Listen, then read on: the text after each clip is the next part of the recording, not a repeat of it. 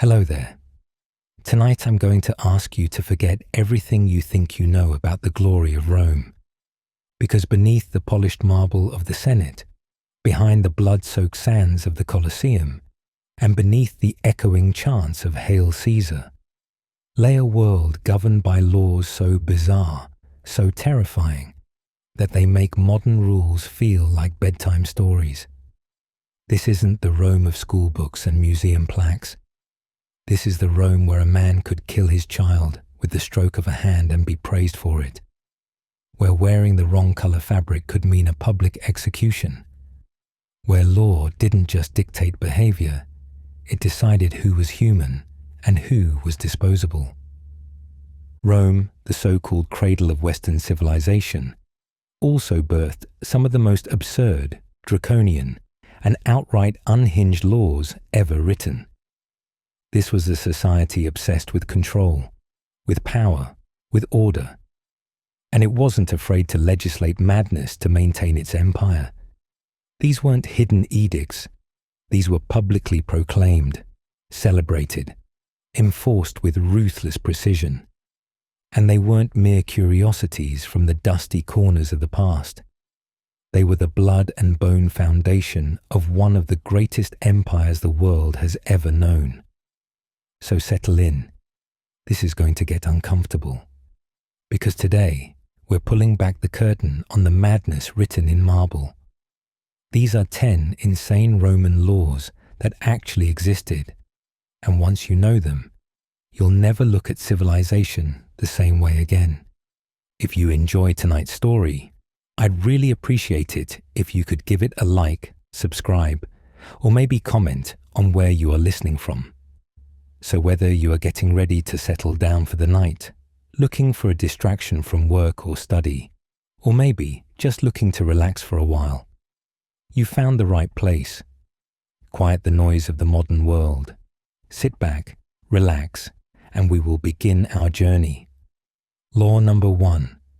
No purple for you. The law that killed for fashion. Close your eyes. Imagine a color so powerful, so dangerous, that to wear it without permission could end your life.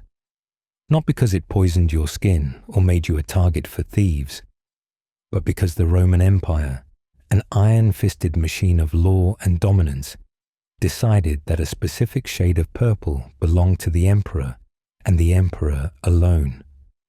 But now imagine being dragged through the forum, chains clanking against sun-bleached stones, as crowds gather not because you've murdered or stolen, but because the tunic brushing your knees bore the wrong thread.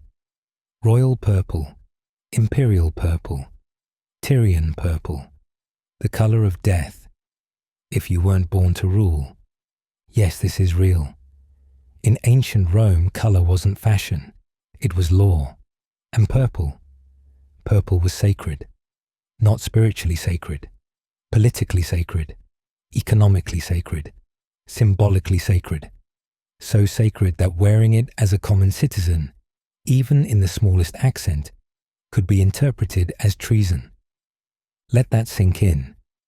Treason, for wearing the wrong color. To understand the madness behind this law, we need to understand the obsession behind the dye. Tyrian purple wasn't just a shade, it was a process. A gruesome, costly, and labor-intensive one. The color purple was really expensive. The dye came from the mucus of sea snails, specifically the Murex brandaris. These weren't cute little snails you'd find in a garden. These were marine creatures harvested by the tens of thousands along the coasts of what is now Lebanon. The snails were boiled, rotted, and crushed in vats. The stench was unbearable, so bad that entire neighborhoods were known to be permanently stained by the smell of dye production. Ancient sources speak of the stench sticking to skin for days, but the result, a brilliant, bleeding violet red, rich, deep, eternal, so intense it shimmered in sunlight and darkened over time instead of fading. It didn't just stand out in a crowd, it screamed power. And power in Rome had a dress code. Purple became synonymous with wealth, prestige, and, most of all, authority. It began innocently enough. Senators wore purple stripes on their tunics. Generals draped themselves in it for ceremonial triumphs. But when emperors rose to godlike status, so too did their grip on the colour. By the time of Emperor Nero, Tyrian purple was imperial property. Unauthorized use became not just a fashion faux pas, it became a crime punishable by death. So you think fashion police are a modern invention? In Rome, they wore sandals, carried scrolls, and answered directly to Caesar. The punishment for fashion treason wasn't a stern talking to. It was seizure of property, exile, execution. The Roman legal code made it abundantly clear. The wearing of full purple garments by anyone other than the emperor or those explicitly permitted was a direct challenge to imperial authority. The law wasn't about pigment, it was about power. Wearing purple was tantamount to saying, "I am Caesar," even if you didn't utter a word. And make no mistake, this law was heavily enforced. We have records of emperors executing senators, generals, and aristocrats simply for being seen in robes that bore too much purple. One particularly chilling example comes from the reign of Emperor Caligula, a man whose madness was rivaled only by his pettiness. A visiting noble from the provinces dared to wear a tunic with a purple hem that shimmered too brightly, according to court records. Caligula had him stripped, flogged, and fed to the beasts in the arena. His only crime was being too stylish for the emperor's liking. Even under the relatively stable rule of Emperor Aurelian in the 3rd century, the law remained cruel and inflexible. A Roman woman, the wife of a military commander, was executed, yes, executed, for wearing a purple silk cloak to a public festival. Aurelian's justification: there is only one man who may wear purple, and he is your emperor. Imagine dying for your outfit. Rome didn't just imagine it, they legislated it. But why? Why create such an absurdly specific law around colour? Because in Rome, optics were everything. The state was not just a government, it was a spectacle. Power needed to be seen to be believed, and the emperor needed to appear untouchable. By monopolizing purple, the state was doing more than hoarding wealth. It was waging psychological warfare. You see, purple became a kind of silent propaganda. Every time a Roman citizen saw that color, they were reminded of the emperor's absolute supremacy. Every banquet, every ceremony, every coin stamped with a purple-robed figure reinforced the idea that to challenge the color was to challenge the divine order itself. It was mind control by wardrobe. The symbolism didn't end at color, though. The toga picta, a ceremonial purple toga embroidered with gold, was reserved solely for triumphs and imperial occasions. To even mimic the cut or pattern of this garment was considered impersonation of the emperor, a crime as serious as plotting assassination. You could literally go to jail for wearing a knockoff suit that looked too much like the president's. That was Rome. And the economic impact was equally severe. Purple dye was so tightly controlled that entire industries operated under imperial license. Farmers could not raise snails. Traders couldn't sell the dye without risk. Tailors who accidentally used too much purple could face ruin or worse. So when you hear the phrase "born into privilege," remember, in ancient Rome, you could be born into a color. And if you weren't, the law would not just remind you, it would destroy you. Eventually, the Roman Empire fell, and with it, the stranglehold on purple. But the legacy remained. For centuries, long after the fall of the Caesars, purple continued to signify royalty, power, and divinity. In medieval Europe, kings wore it. Bishops wrapped themselves in it, Even today, traces of its ancient prestige remain in ceremonial robes and aristocratic symbols.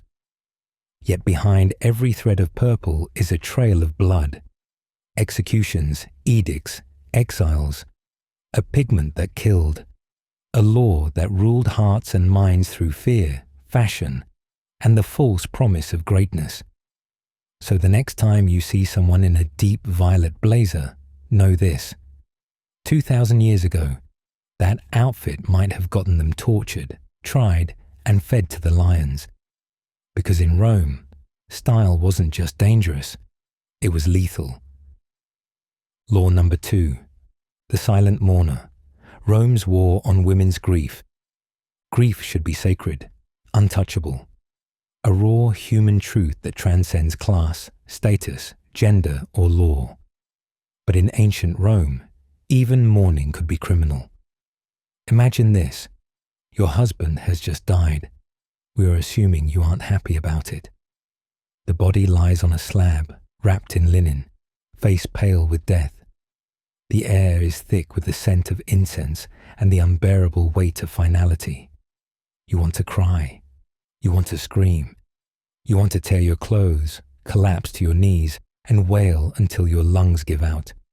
But you can't, because in the Roman Republic, and later under the Empire, you could be punished for weeping too loudly, for tearing your dress, for mourning too much, not because your grief was inappropriate, but because it was inconvenient to men in power. Yes, you heard right, inconvenient.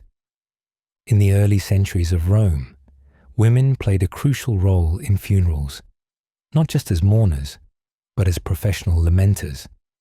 Known as praeficae, these women led the funeral procession with ritualized weeping, chants, and emotional performances meant to honor the dead and purge sorrow from the living.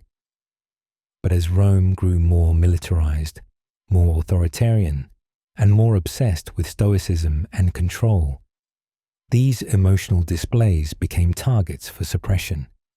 Enter the lex alia sentia and similar social edicts, which weren't always codified in criminal law, but were rigorously enforced by custom, class, and decree.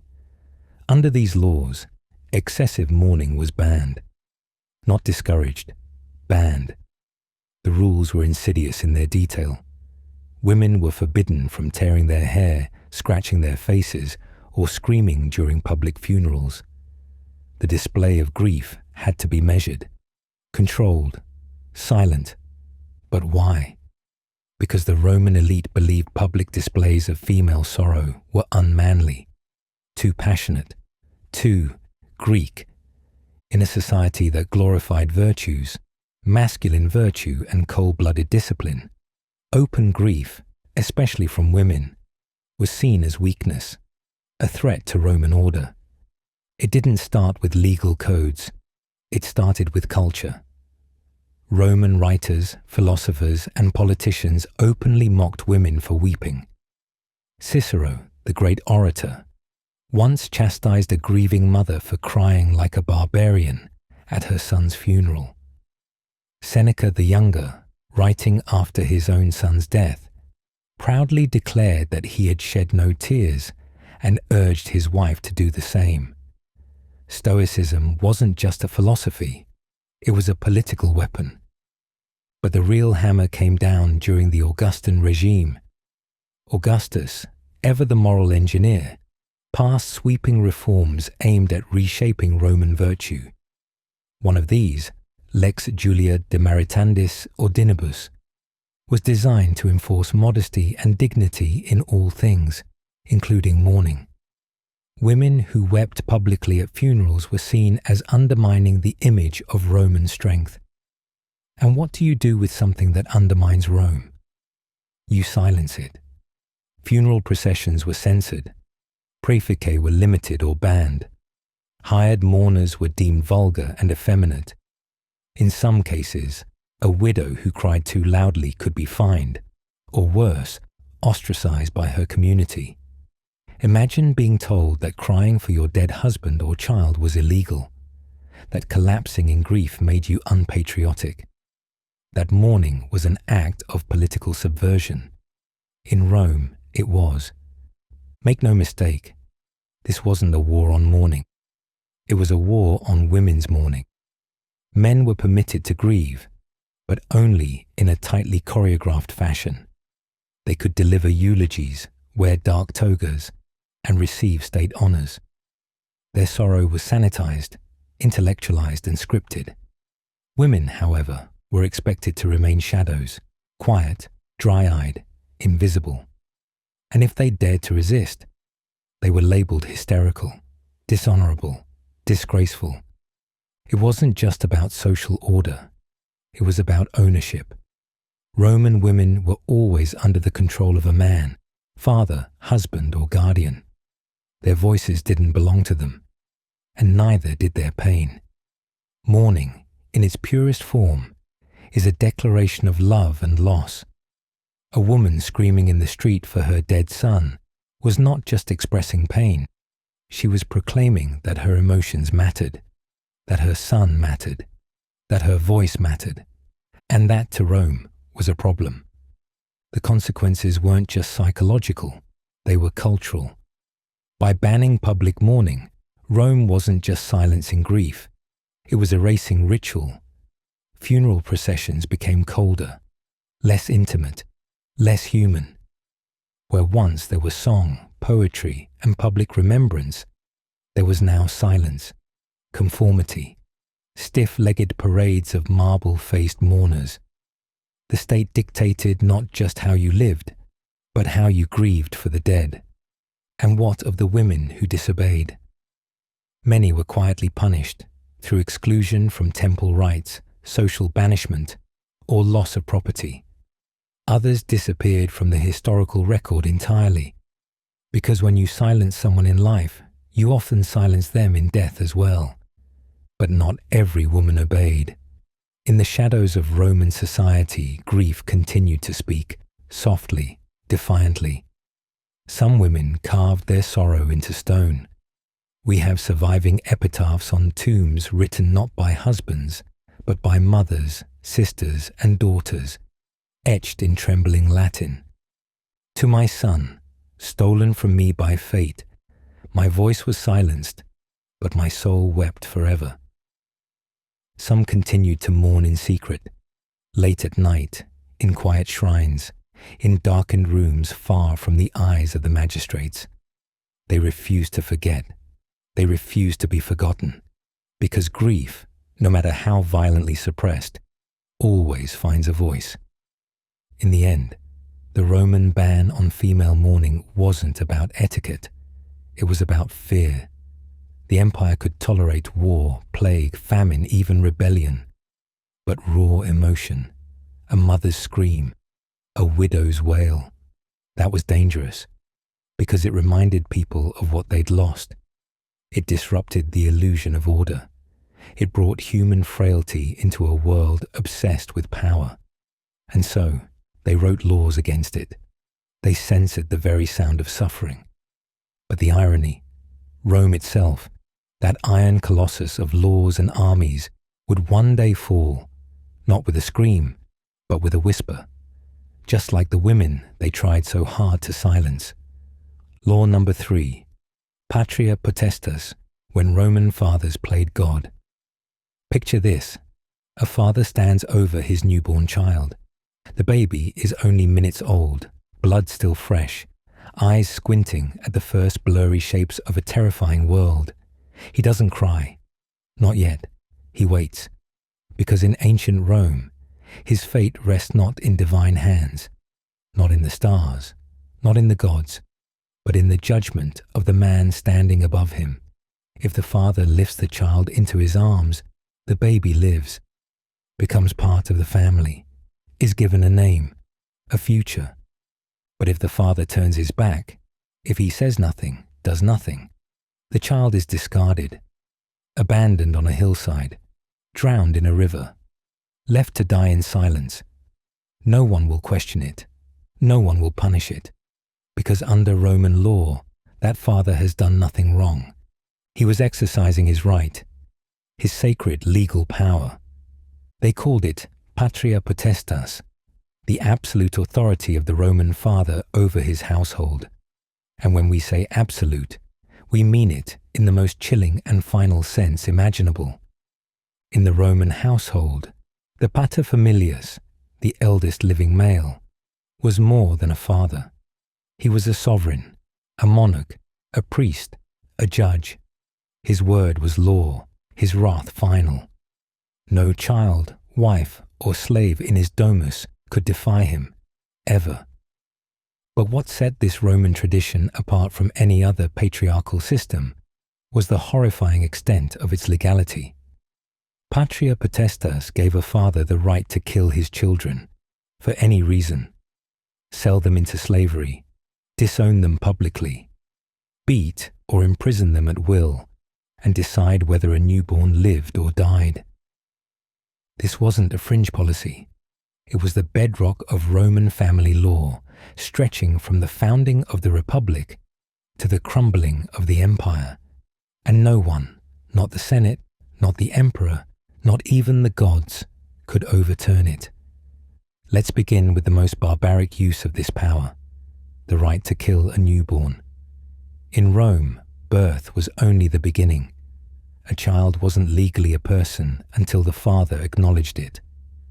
The moment of decision was ceremonial, suscipe liberum, to take up the child. If the father picked up the infant and placed it on his lap, the baby was accepted. If not, the consequences were often fatal. Unwanted children, especially girls or the physically disabled, were abandoned in the wilderness. Sometimes they were taken by slavers. More often, they died of exposure, starvation, or wild animals. And this wasn't seen as murder. It was seen as practical, logical, even moral. In Roman minds, it was better to kill a weak child than to raise a liability, and the law backed them up. But the nightmare didn't end in infancy. A Roman father's power over his children never expired. Not at 18, not at 30, not even when the child had children of their own. As long as the father was alive, the child, no matter how old, was legally his property. He could order his 40-year-old son's execution. No trial, no jury, just decree. And there are documented cases. Pliny the Elder wrote of a Roman man who killed his adult son for disobedience. The father was never prosecuted. Another case, from the early Republic, tells of a father named Spurius, who executed his son for military cowardice. The Senate praised his action as a defense of Roman values. Killing your child wasn't just legal, it could be patriotic. The law also allowed fathers to sell their children into slavery, and not just once. In fact, Roman law had to be amended because fathers were abusing the right so often. The 12 Tables, Rome's earliest legal code, permitted the father to sell a son into bondage up to 3 times. After the 3rd sale, the child was finally free of paternal authority. Think about that. Roman lawmakers didn't say, "You can't sell your kid." They said, "You can only do it 3 times." This wasn't viewed as cruelty. It was economics. If a family needed money, a child could be collateral. If the child was later redeemed, he might be sold again if the family's fortunes dipped. Children became revolving commodities, traded, ransomed, recycled. Even daughters weren't spared, though they were more likely sold into marriage than slavery. But in either case, their fate was not their own. Imagine growing up under this system. Every Roman son, no matter how wealthy or noble, lived under the shadow of his father's judgment. A man might be a senator, a general, even a consul. And still, his father could strip him of his wealth, disown him, or have him executed. Children weren't individuals. They were investments, extensions, pieces of a man's legacy. Roman fathers were taught that harshness was love, that control was virtue, that leniency was weakness. The historian Suetonius writes of Augustus himself, Rome's most celebrated emperor, reprimanding his daughter Julia not with words, but by exiling her and letting her starve in isolation. She had dishonored his name, and in Rome there was no greater crime. Eventually, the madness began to unravel. As Christianity spread and ideas of mercy and forgiveness entered Roman consciousness, the brutality of patria potestas began to clash with evolving moral norms. Later emperors, including Constantine and Justinian, introduced reforms to limit a father's right to kill or sell his children. But these were cracks in an edifice, not demolitions. The core belief, that children were extensions of their father's will, remained deeply embedded. Even today, the shadow of patria potestas lingers in language, in law, in the way authority is viewed within families. Many of us still hear today, "Father knows best. My house, my rules." These sayings echo Rome's iron voice, whispering across the centuries. The law of the Roman father was more than a domestic policy. It was a reflection of the Roman soul, control, discipline, order at all costs. And in the quiet halls of Roman homes, behind closed doors, behind locked chests and whispered prayers, that order often came soaked in blood. Because in Rome, a father wasn't just a parent. He was judge, jury, and executioner. And no child, no matter how loved, was ever truly safe. Law number 4. No unmarried women over 20 are allowed, sort of. Rome's war on singlehood. The year is 18 BCE. The city of Rome pulses with life. Temples blaze with incense. The forum thrums with debate. And the elite strut in their togas, eyes sharp for scandal. But behind the pageantry lies a hidden crisis. A threat so profound, so insidious, that the future of the empire hangs in the balance. Not war, not famine, not rebellion. No, a fertility crisis. And Augustus, the calculating, cold-eyed Caesar who built the empire out of a crumbling republic, had a solution. Force the people to breed. In 18 BCE and again in 9 CE, Augustus passed a sweeping series of social laws known as the Lex Julia and the Lex Papia Poppaea. These weren't just tax reforms or political tinkering. They were an all-out assault on personal choice. The laws made marriage and childbearing not just encouraged, but required.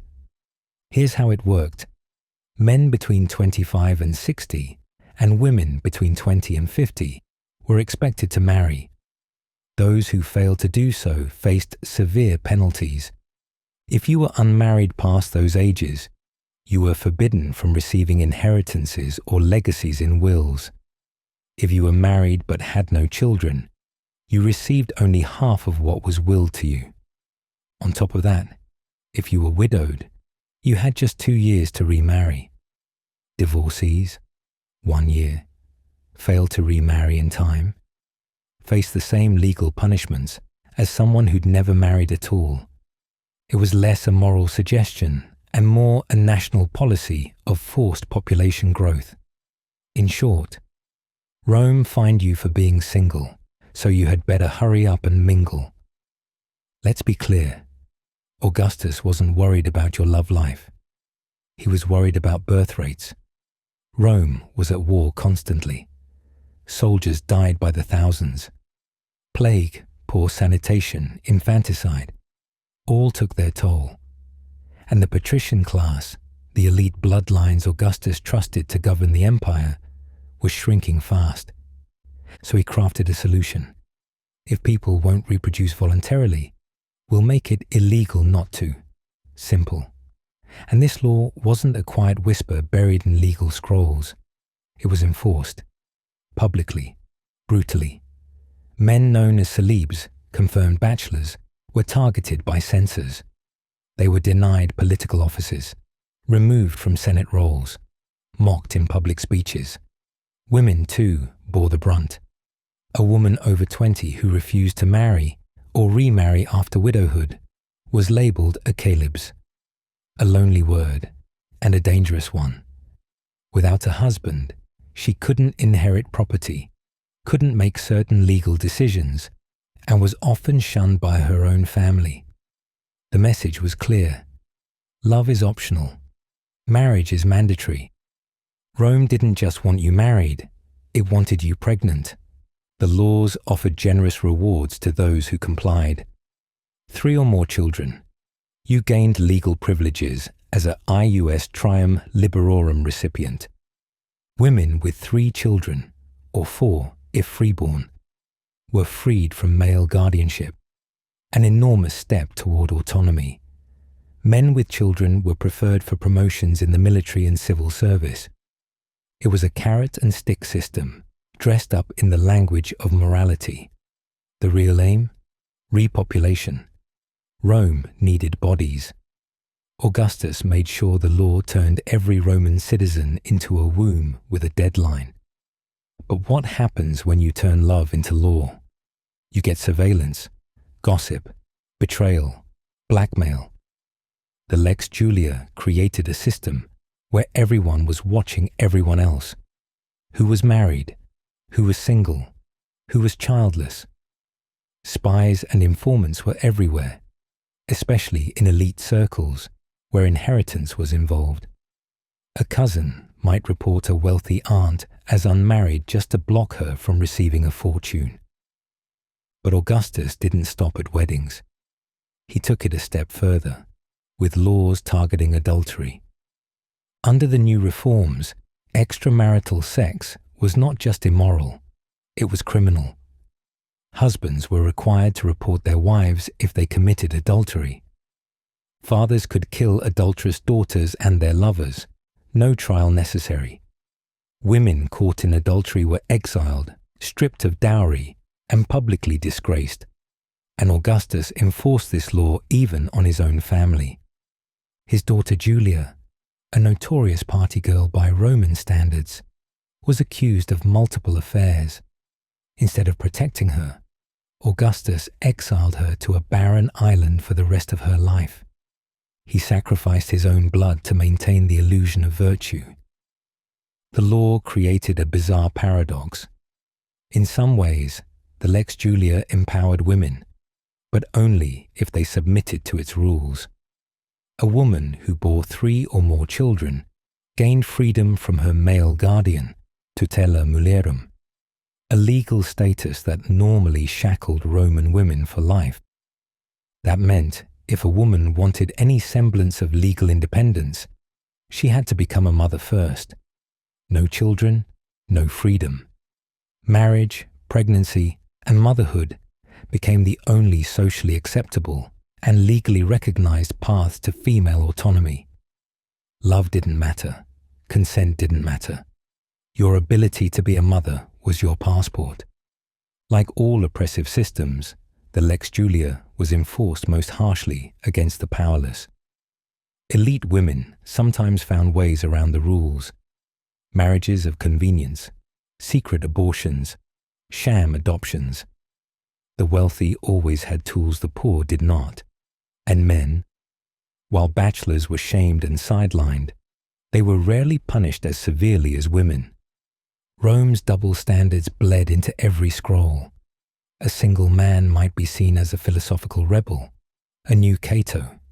A single woman, a failed citizen, a threat to the state. The Lex Julia and Lex Papia Poppaea weren't just historical quirks. They shaped the legal and moral landscape of the empire for centuries. Even into the later imperial era, emperors upheld the idea that love and sex should serve the state, not the self.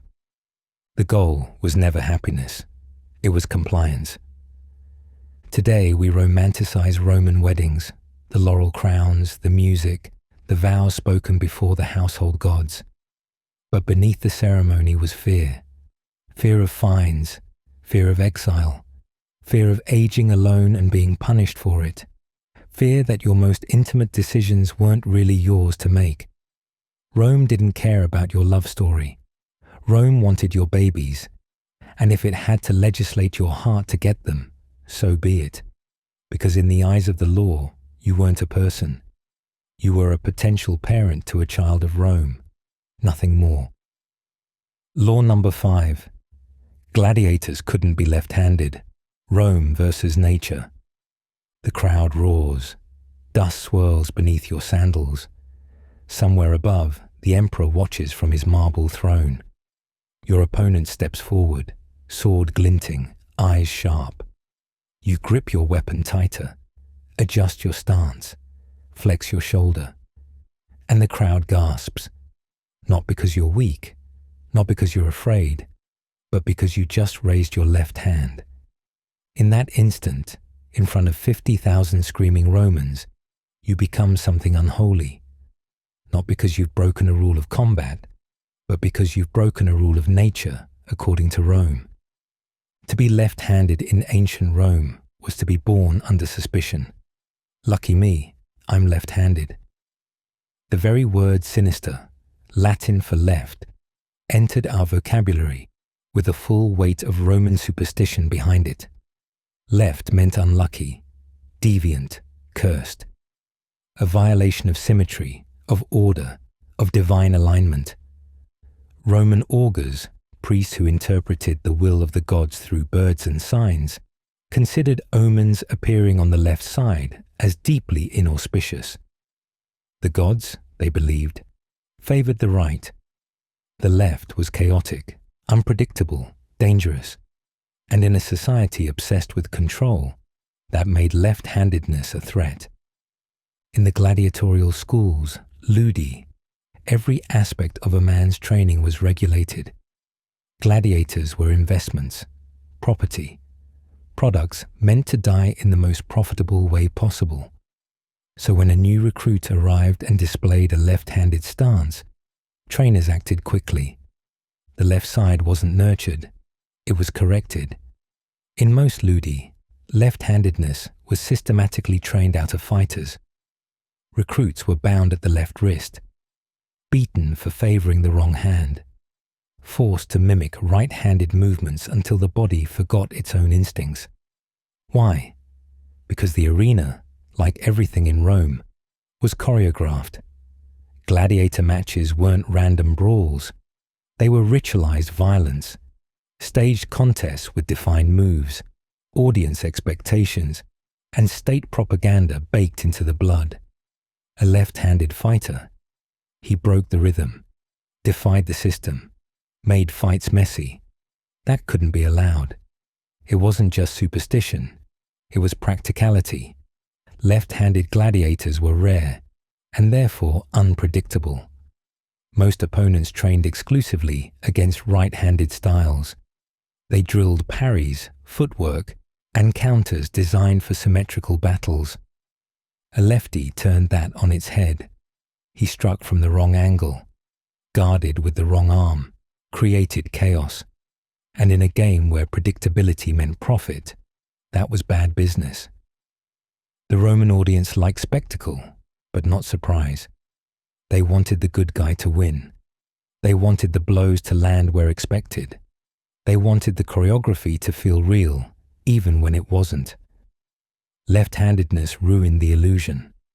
While no single imperial edict survives outright banning left-handed fighters, multiple sources from Roman military and gladiator records reference policies that strongly discouraged it.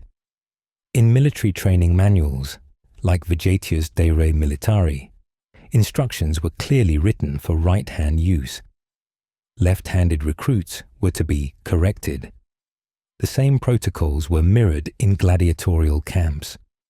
Historical fragments from Seneca and Quintilian describe left-handedness in disparaging terms: unmanly, deceptive, unnatural. The physical body, like the Roman soul, was expected to conform to symmetry, to tradition, to the will of the state. Your sword hand wasn't just a preference, it was a political decision. But sometimes, a left-handed gladiator slipped through. And when he did, The results were explosive. In rare cases, managers deliberately trained left-handed fighters not for fairness, but to create a sensation. The lefty became the villain, the freak, the novitas, a novelty. He was cast as the foreigner, the demon, the savage. Crowds initially loved it, until they didn't. One story, passed down through arena lore, tells of a left-handed retiarius, a net and trident fighter, who bested 5 opponents in a row by exploiting their right-handed habits. The crowd at first roared, then turned. They saw his victories not as skill, but as treachery, cheating by being different. By the 6th match, the crowd demanded death, not for failure, but for defiance. The emperor gave the signal. The sword plunged. The arena was appeased. This fear of the left bled into everyday life. Children were corrected in school. Left-handed writing was scorned. Table etiquette discouraged using the left hand for eating. Even gestures, like placing your right hand on your heart in oaths, were mandated to align the spirit. And while gladiators were the most visible victims of this bias, they weren't the only ones. Left-handed Roman citizens were less likely to be accepted into priesthoods, into elite academic circles, into political life. Their difference was seen not as uniqueness, but as rebellion. Rome wasn't just afraid of chaos, it was afraid of difference. Eventually, the empire fell. The arenas crumbled. The laws were buried. But the prejudice endured. Medieval Christian Europe inherited Rome's fear of the left. The word sinister retained its meaning. Children were still beaten for writing with the wrong hand. Superstitions grew. Touching someone with your left hand became an insult in some cultures. The devil himself was often drawn with his sword in the left.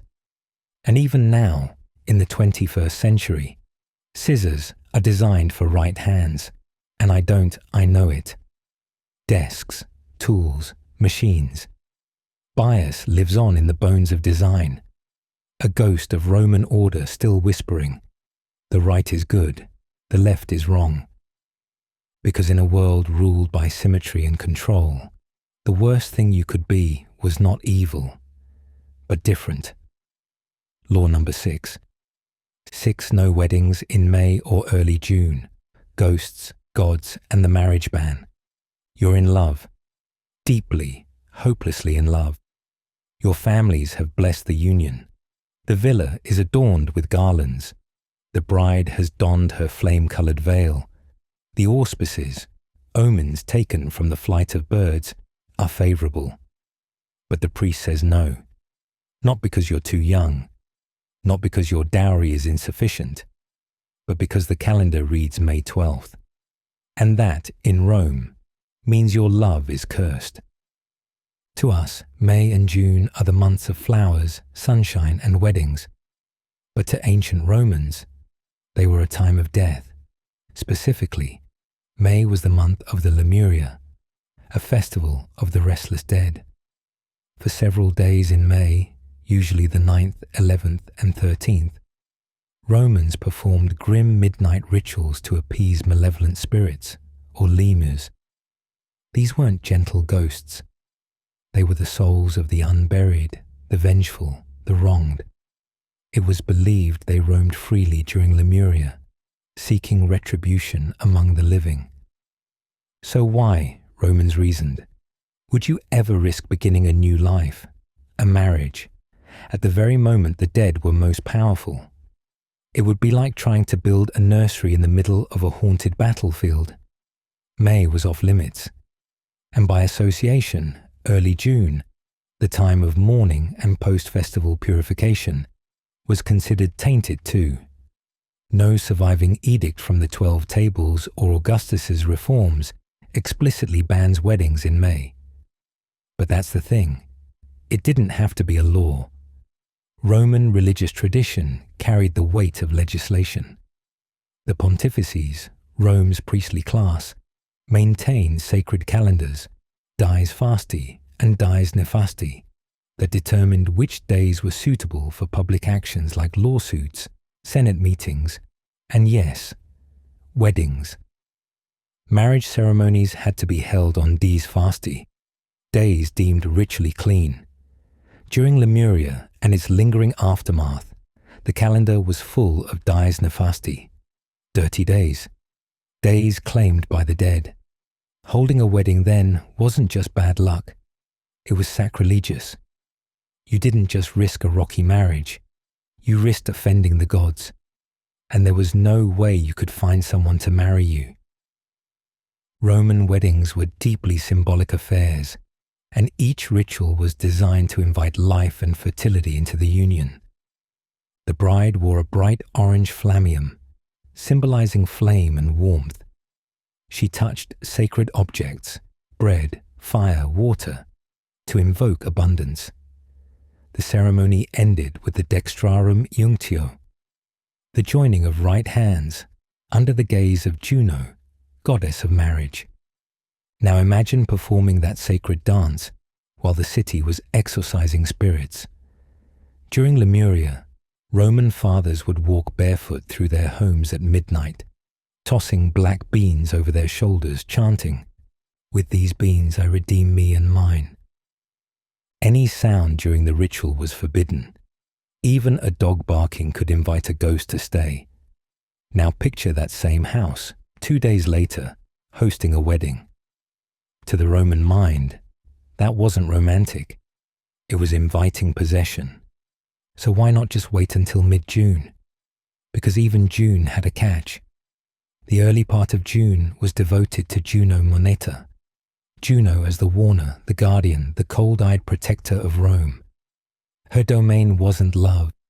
It was warning, accounting, ominous reflection. The real month of marriage was considered to be late June, during the time of Juno Lucina, Juno as the goddess of fertility, childbirth, and feminine power. This division may sound subtle, but to Romans steeped in ritual nuance, it was everything. To marry under Moneta was to beg for sternness. To marry under Lucina was to ask for life. Only a fool, or someone desperate, would mix them up. So what happened if you ignored tradition and married in May? Nothing official, but socially, spiritually, everything. It would also be a logistical nightmare. Your union might be whispered about for years. Guests would refuse to attend. Priests might refuse to bless your ceremony. Superstition ran deep, so much so that couples who married in May often blame misfortunes later in life on that single choice. A miscarriage, the lemures, a failed harvest, Juno's wrath, a cold, distant husband. You asked for it, marrying when the dead walked Rome. Some desperate lovers eloped to the countryside to escape judgment. Others delayed the ceremony but consummated early. Yet that meant they were facing a scandal worse than death. Because in Roman society, a woman who lost her virginity outside a sanctioned wedding date wasn't just impure, she was damned. The myths surrounding marriage timing were fed by stories, passed down through generations like campfire tales. A newlywed who died in childbirth 3 days after marrying in May. A family who lost 3 sons after marrying off their daughter during Lemuria. A bride possessed by the ghost of a former lover who was never properly buried. These weren't state-recorded events. They were cultural warnings. Rome didn't always need legislation. Sometimes it only needed fear. But let's not forget what this was really about. Like all the laws we discussed tonight, control. By dictating the acceptable times for marriage, Rome controlled when families could form, when wealth and property could change hands, when heirs could be born, all under the watchful eyes of priests, politicians, and patriarchs. And if people broke from the norm, they were punished not by law, but by ostracism, by suspicion, by whispers at the bathhouse and the market stall. Fear kept Rome in line. Fear of spirits, fear of shame, fear of marrying at the wrong moment. The belief persisted long after Rome fell. In parts of medieval Europe, May remained taboo for weddings. Some Italian villages held mock funerals for anyone who married during that month. Others buried offerings in fields to appease lingering ghosts. Even today, some superstitions remain. In Italy, the proverb still echoes, sposa maggio, sposa malagio, married in May, soon led astray. We laugh at it now maybe, but the roots run deep, 2,000 years deep, planted by a civilization that feared disorder and tried to time love itself with mathematical precision. Because in ancient Rome, you could love anyone you wanted, so long as you didn't love them in May. Law number 7. You could be put on trial after death. Rome's justice for corpses. You're dead. Your body lies cold, stiff, wrapped in linen or placed in a stone sarcophagus. Your soul, if you believe in such things, has already crossed the river Styx. The coins have been placed on your eyes. Your loved ones mourn you. Let's face it, you have problems. But your enemies, they aren't done. Because in ancient Rome, death didn't protect your legacy. In fact, death could trigger your undoing. You could still be prosecuted, put on trial, stripped of your titles, your wealth, your family's honor, and your corpse desecrated. It sounds like satire, like the fever dream of a bureaucrat who read too much tragedy. But this wasn't metaphor. It was legal process. Rome had no single statute book that banned prosecution after death. Instead, it had a blend of custom, Senate decree, and imperial edict that allowed posthumous trials, particularly for political figures, generals, senators, or disgraced nobles. If a man committed crimes and died before he could be punished, the state didn't say, let it go. The state said, dig him up. There were two main reasons Rome put corpses on trial. Punishment of memory, damnatio memoriae. Retribution against estates and families. You see, in Rome, your name was everything. It lived on stone, on coins, in scrolls and civic records. And your wealth, it didn't just benefit you, it was your family's inheritance. So when the state wanted revenge, it hit where it hurt most.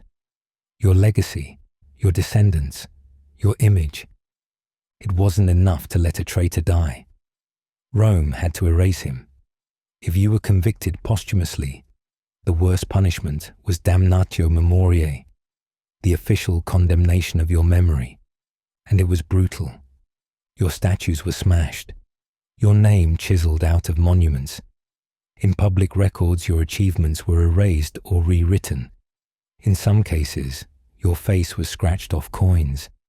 Even your grave might be destroyed. This wasn't symbolic. It was systematic character assassination, legislated by Senate vote or imperial decree. If you were a general who plotted against the emperor, your victories became someone else's. Your legions were renamed, your portraits removed from military halls, and your family, they could be stripped of citizenship, of wealth, of land. Your death became the start of your punishment, not the end. One of the most infamous cases is that of Emperor Nero. After his suicide in 68 CE, his corpse wasn't desecrated, but only because he was hidden and secretly buried by loyalists. The Senate had planned to dig him up and publicly destroy his remains as part of a posthumous conviction.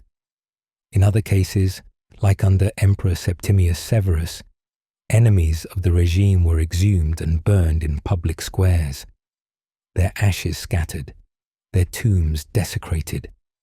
Even Julius Caesar posthumously wielded power through the Senate. After his assassination, the conspirators were branded as traitors, and some had their land seized. even as their bodies rotted. Roman law didn't recognize the individual as an island. A man's crimes were also his family's burden. If a father was posthumously convicted, his will could be voided. His sons could be barred from public office. His daughters might lose their dowries. In some cases, the family was forced to surrender all inherited wealth back to the state. This meant that even after death, your enemies could bankrupt your bloodline. It wasn't just justice, it was intergenerational vengeance. But what did a posthumous trial look like? There was no defendant, obviously, but there was a symbol, a portrait, a statue, a death mask. Sometimes, if the corpse was fresh or accessible, the actual body was brought to court, propped up in ceremonial clothes. Witnesses testified. Prosecutors presented evidence. The judge, or Senate, rendered a verdict. If guilty, the rituals began. Destruction, desecration, memory erasure. Priests might declare the dead man spiritually polluted. His grave, if it existed, was deemed impure. Any honors he'd received were revoked. It was a purge of a man's entire being, extending beyond his death into his eternity. Let's be honest, most of these corpse trials weren't about justice. They were about power and control. Posthumous trials were a convenient tool for emperors and senators to eliminate political rivals, redistribute wealth to the state, and intimidate future challengers. And because the dead can't speak, the state always wins. Imagine dying thinking you've outlasted your enemies, only to have your legacy butchered in front of your grandchildren. Rome made that fear very real. Nobody was safe, not emperors, not generals, not philosophers. Even the revered Stoic Seneca the Younger was nearly subjected to damnatio memoriae after being forced to commit suicide under Nero's orders. Only political shifts saved his name from being chiseled out of history. And lesser-known senators, many were not so lucky. Their statues vanished overnight, their names lost in erased inscriptions, their homes confiscated, their sons forced into exile. The message was clear. You may die, but Rome decides what happens next. The most terrifying part of this system was its philosophical underpinning. Rome believed that honor was not individual, it was public property. Your reputation was Rome's to celebrate or destroy, and death didn't remove that responsibility. It increased it. The dead in Rome were still accountable. They still had to face judgment, sometimes in tombstones, sometimes in Senate votes, sometimes in ashes and silence. This Roman obsession with controlling memory didn't die with the empire.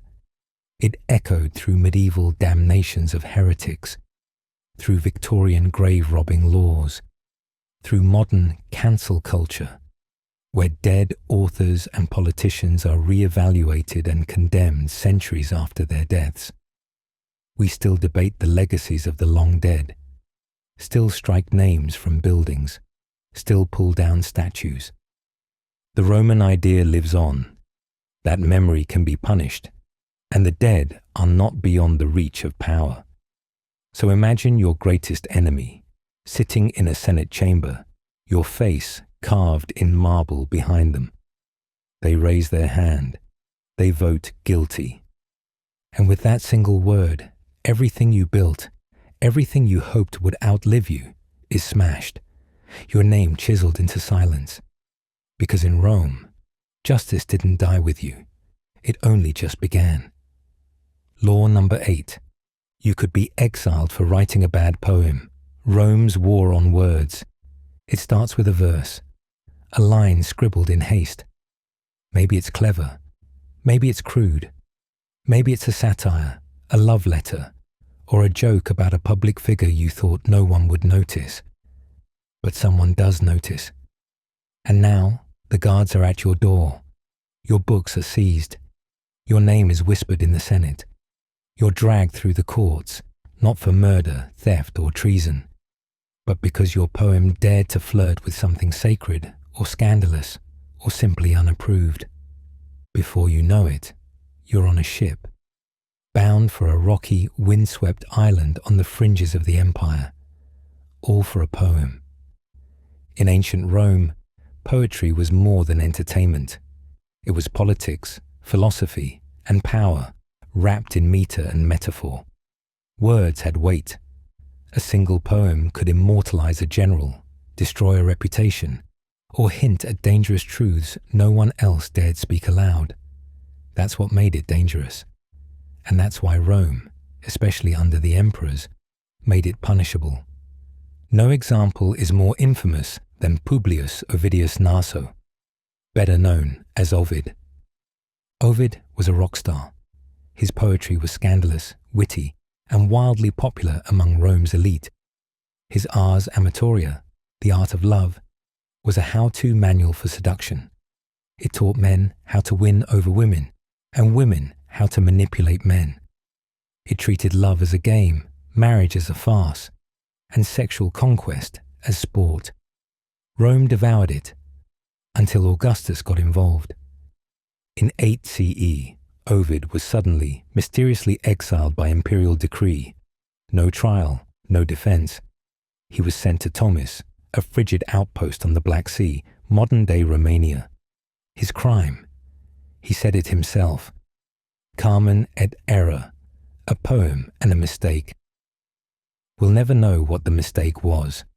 Scholars speculate it had something to do with Ovid's involvement in a scandal surrounding Augustus's daughter, Julia.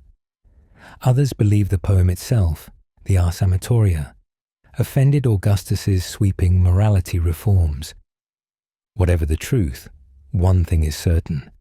A poem got him banished. Ovid wasn't alone. Throughout the Republic and Empire, poets, playwrights, and satirists lived under the shadow of punishment. The message was loud and clear. Write what you want, but the emperor decides what's funny. Unlike many laws we've covered, there was no single Poetry Prohibition Act. Instead, poets were charged under broader laws. Lex Majestatis, the law of treason, so vague it could include disrespect toward the emperor in any form, even metaphor. Mores Maiorum, the customs of the ancestors, a moral code used to enforce conservative social values. Imperial edicts, personalized decrees that didn't need Senate approval and were applied retroactively if the emperor felt slighted. This legal vagueness made poetry uniquely dangerous. Because who defines satire? Who decides what a joke means? In Rome, that decision could be fatal.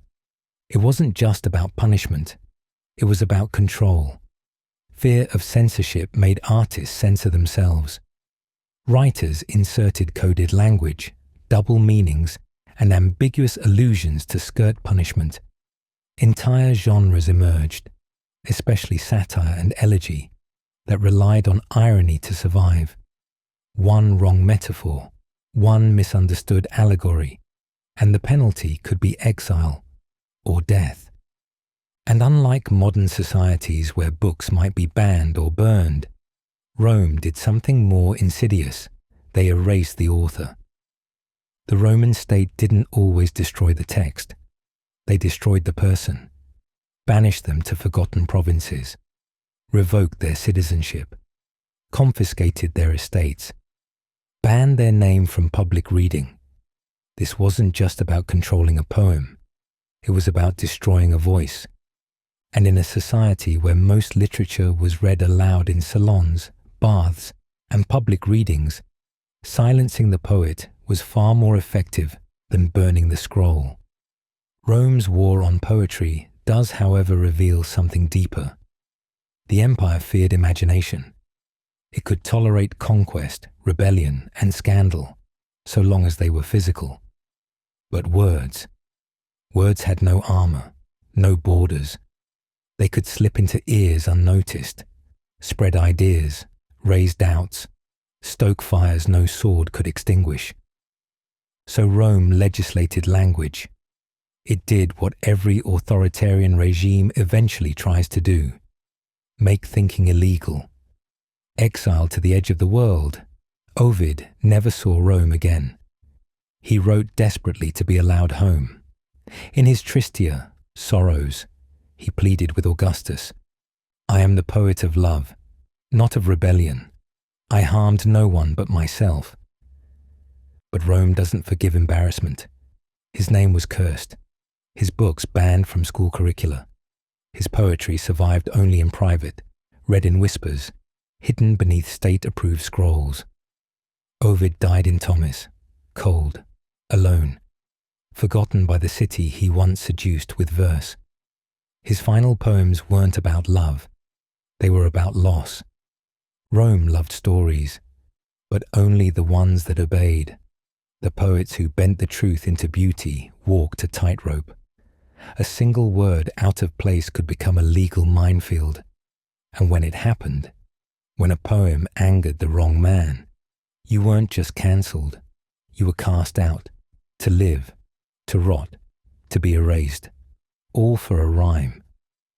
So next time you hear someone say, "It's just a poem," remember Ovid, remember Juvenal, remember the poets who lived under a sword sharpened by every word. Because in ancient Rome, you didn't just risk your reputation with a bad verse, you risked your life. Law number 9. If your house caught fire, your neighbors could legally let it burn. The flames of Roman self-interest. Picture this. The smell of smoke slinks through your window. You leap up, heart pounding. Your villa, wooden beams, tiled roof, paper-thin walls, is alight. Your servants scream. Your family runs barefoot through the atrium. The fire moves fast. You rush to your neighbor's house, pound on the door. "Help me, buckets, water, anything." He opens the door, looks at the flames, then closes it, because in ancient Rome, he didn't have to help, and the law protected him if he didn't. Rome was a fire trap waiting to ignite. Homes were packed shoulder to shoulder. Many were made of timber, mud brick, and straw. Open flames, lamps, stoves, braziers, burned day and night. Narrow alleyways acted like funnels for flame. And firefighting? It was inconsistent. Rome had no professional fire brigade for centuries. Instead, it relied on slaves, night watchmen, and, when available, private firefighting companies run by wealthy Romans. And if they showed up, it often wasn't to save you. It was to negotiate a price. Marcus Licinius Crassus, yes, that Crassus, the famously wealthy general and political schemer, ran one of the first private firefighting operations in Rome. But here's the catch. When your house caught fire, Crassus and his team would arrive only to bargain. He would offer to buy your property on the spot, for pennies on the denarius. Only if you agreed to sell, usually under duress, would his firemen put out the blaze. If you refused, he let it burn. Crassus made a fortune this way, buying half-charred homes, extinguishing the blaze, rebuilding cheaply, and reselling for massive profit. And what does the law say about this? Nothing. There was no legal obligation for any citizen to help a burning neighbor. Because in Rome, property was sacred, but solidarity wasn't.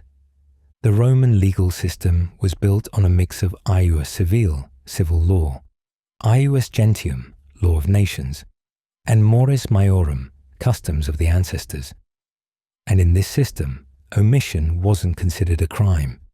In simple terms, if you didn't start the fire, and you didn't actively make it worse, you weren't liable.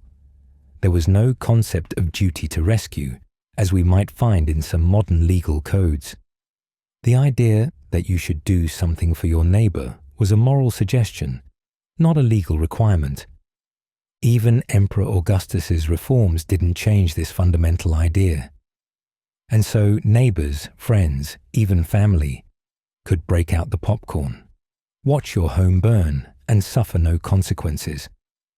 However, Rome did appoint aediles, city officials responsible for public safety. They had authority over roads, markets, and yes, fires. But the aediles had no standing fire service.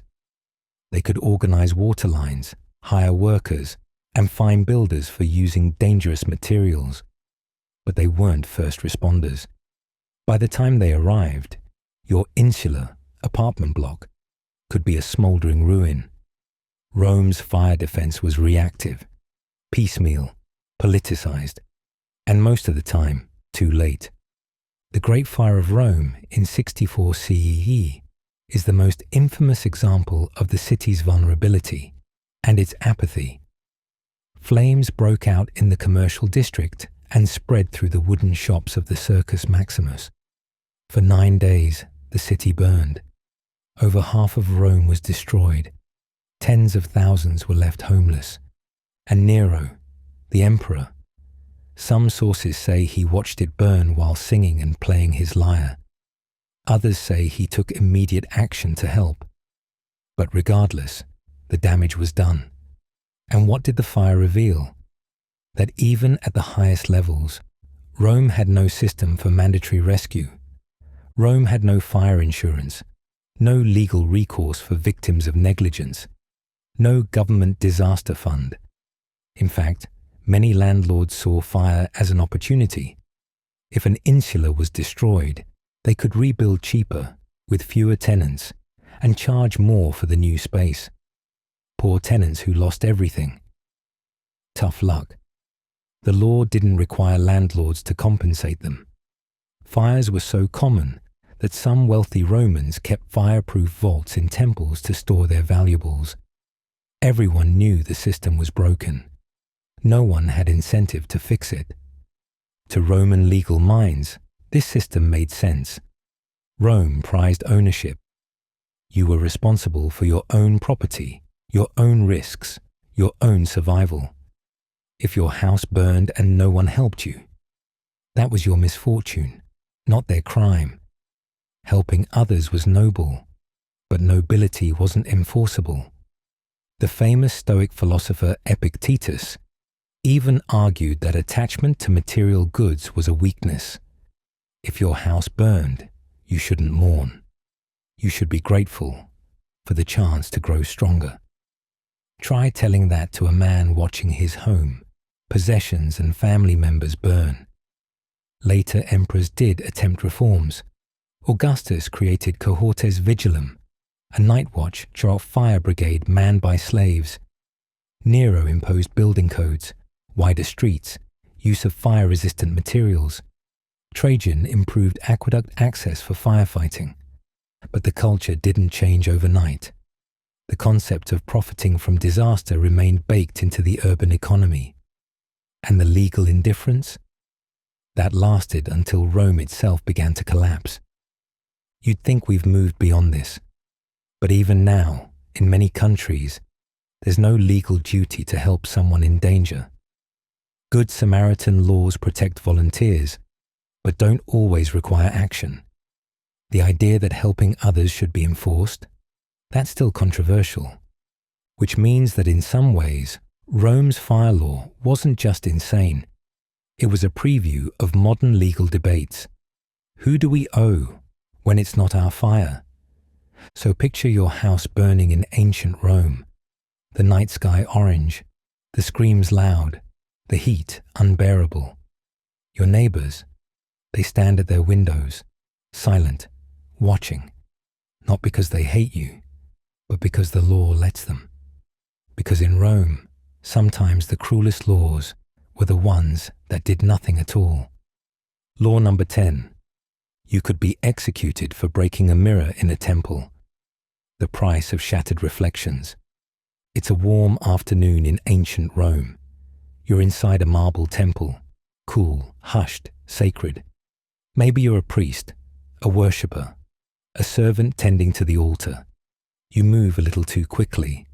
A sleeve catches, a crash echoes, a mirror, one of polished bronze or silver, not glass, has fallen, cracked, shattered, and just like that, your life may be over. Because in ancient Rome, breaking a mirror in a sacred place wasn't a harmless mistake.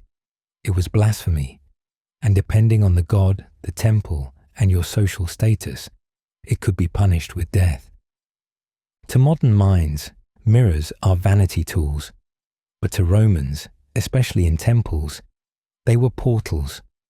Reflective surfaces weren't just for checking hair or fixing togas. They were divine instruments. Mirrors reflected not just faces but souls. And more importantly, they reflected the gods. In certain temples, especially those dedicated to goddesses like Venus, Juno, and Vesta, mirrors were used in ritual purification or to reflect holy flames. They symbolize clarity, divine truth, and the sacred feminine. To break one was to distort a god's image. It was spiritual vandalism, and regardless of intent, it was criminal. One of the cardinal sins under both Republican and Imperial Rome was sacrilegium, the desecration of sacred objects, places, or rituals. Breaking a mirror in a temple qualified as sacrilegium. The severity of the punishment depended on the temple's importance. Was it a state cult? A minor shrine? Then the god involved. Some gods were more vengeful than others. Then your social status. A senator might be fined. A slave, executed. And final, the circumstances. Was it accidental? During a festival? During a ritual? But make no mistake, death was on the table. Roman law didn't separate church and state. In fact, it made them the same thing. The Pontifex Maximus, the chief priest of Rome, was also often a top-ranking politician. Julius Caesar held this role. Religious offences could be tried in civil courts, and punishments could be brutal. Breaking a sacred object like a mirror inside a temple was listed under crimen sacrilegi. This was not some minor infraction. It was considered an insult to the god themselves, and in Rome, insulting a god had consequences. Let's look at some chilling examples. A servant in the temple of Vesta, responsible for cleaning the sacred chamber, accidentally broke a mirror during the Vestalia festival. Witnesses claimed the mirror cracked at the exact moment the sacred fire flickered. She was beaten to death on the temple steps. Her death ruled divinely sanctioned by the pontiffs. In another account, a young patrician woman visiting the temple of Juno dropped her bronze mirror during a religious rite. Though she offered gold as recompense, the priest declared the act a rupture impurity. She was banished, her family fined heavily. A slave, blamed for breaking a polished silver mirror in the temple of Venus Erycina, was executed by fire, a method reserved for those who desecrated temples. These punishments weren't the exception. They were the ritual response to what the Romans believed was a spiritual fracture. This is where the famous idea of the 7 years of bad luck from breaking a mirror begins to shimmer into history. In Roman superstition, a broken mirror meant a broken soul. They believed it took 7 years for the human soul to fully regenerate. Thus, damaging your reflection was considered a self-inflicted wound upon your spirit. If that mirror was inside a temple, you didn't just break your own soul, you disturbed the god's gaze. The gods might demand purification, or they might demand blood. You might wonder, why such extreme punishment for something so seemingly minor? Because for Rome, ritual order was everything. The empire believed it existed in harmony with the gods. Break that harmony, accidentally or not, and all of society could unravel. An earthquake, a military defeat, a plague, any one of those could be blamed on a ritual mistake, and the state would move quickly to find a scapegoat. Sometimes it was a corrupt priest, sometimes it was a wrongly sacrificed animal, and sometimes It was the person who broke the wrong mirror in the wrong temple at the wrong time. Other laws surrounding sacred objects were vast and terrifying. Drop a libation vessel and it shatters. You may be flogged. Spill sacred wine on the altar. You might face fines or exile. Enter the holy precinct without a proper ritual bath. You might be stripped of legal rights. And if you were a foreigner, or worse, a slave, your protections vanished. A shattered mirror to a Roman priest was not an accident. It was a divine challenge. Let's be real. A lot of this wasn't about gods. It was again about control. Ritual law gave priests and politicians enormous power. By branding a person as a spiritual violator, they could seize property, justify exile, and scare others into obedience. So imagine you walk into a temple to light a candle. The floor is slick with incense oil. Your foot slips, you fall, and your elbow hits a polished silver mirror on the altar. It tips, falls, cracks. The silence in the temple is deafening. A priest stares at you. A guard steps forward. And deep within the marble walls, the God you offended waits for justice. Because in Rome, even a broken reflection could shatter your life. So in conclusion of our story tonight, Rome. To the world, it was the model of order, of law, of civilization. But beneath the marble statues and Latin inscriptions was a legal system so obsessed with control, so afraid of chaos, that it tried to legislate human nature itself. Why? Because to Rome, law wasn't just a system of rules. It was a fortress against fear. And every empire is ultimately built on fear. The fear of rebellion, of disease, of the foreign, of the unknown, of weakness.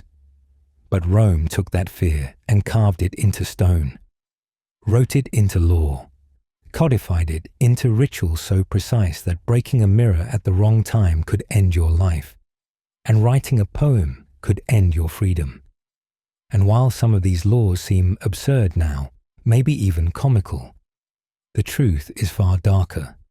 They weren't jokes, they were deadly serious. And if you look around, some of these laws never left. There are still places where women are punished for refusing marriage, where artists are jailed for what they write, where corporations profit from tragedy, where history is rewritten, reputations erased, and the dead retried in the court of public opinion. Rome may have fallen, but its logic survived. And that's the true horror. Not that Rome had insane laws, but that they worked. They kept a chaotic empire running for centuries. They scared people into line. They turned fear into governance. And some of those fears, we still carry them. So here's the final rule, the unwritten one, the one Rome never inscribed, but always enforced. You can have freedom, or you can have control, but you cannot have both. And Rome chose control, even if it meant putting ghosts on trial, even if it meant burning poets, even if it meant killing someone over a broken mirror. Because in the end, the law didn't serve the people served the law. Thank you for coming on this journey with me tonight. I truly hope you go on to have a wonderful night's sleep and restful dreams. If you enjoyed this story, I'd appreciate it if you could like, subscribe, and maybe even comment on other places you would like to visit, and I'll try and make it happen. But for now, settle down, relax, close your eyes, and drift off. May sound sleep and beautiful dreams come to you tonight. You deserve it.